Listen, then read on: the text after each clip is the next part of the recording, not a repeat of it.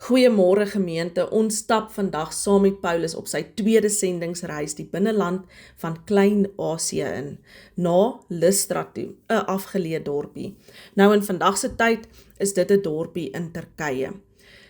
Nou in die vorige reis het iets verbasends gebeur. Eers in Ikonium wou hulle die apostel stenig, toe vlug hulle Lystra toe, waar die mense vir Paulus en Barnabas gelykgestel het aan gode, soos ons dit lees in Handelinge 14.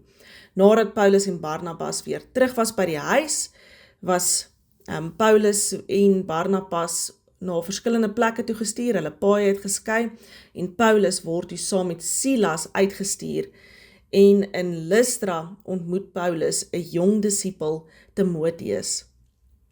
So gaan lees gerus vandag Handelinge 16, vers 1 tot en met vers 5. Nou interessant van Timoteus se ma was 'n Joodse gelowige en sy pa 'n Griek.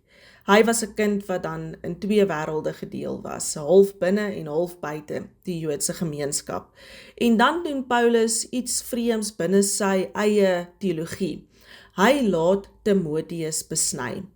Nou Paulus het juis teen die besnydenis opgestaan, soos ons dit in Handelinge 15 lees. En hier is die rede hoekom Paulus dan hierdie besluit maak. Paulus het vasgestaan in sy beginsel, maar sy metode om mense te bereik en tot bekering te bring in Christus was buigsaam. Om aan Christus te behoort was die besnydenis natuurlik nie nodig nie. Daaroor het hy nooit toegegee nie. Maar ter wille van die sending, sodat Timoteus toegang sou hê tot die Joodse sinagoge, was dit nodig gewees. Ons lees in 1 Korintiërs 9 vers 20, vir die Jode het ek soos 'n Jood geword om die Jode te wen.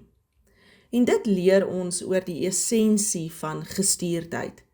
Ons gee nooit die waarheid prys nie, maar ons gee maklik ons voorkeure prys, as dit 'n deur kan oopmaak vir iemand om Jesus Christus te ontmoet. En hoor wat Paulus hulle hierdeur reg gekry het in Handelinge 16 vers 5, waar daar staan, so is die gemeentes in die geloof versterk en die getal gelowiges het by die dag groter geword.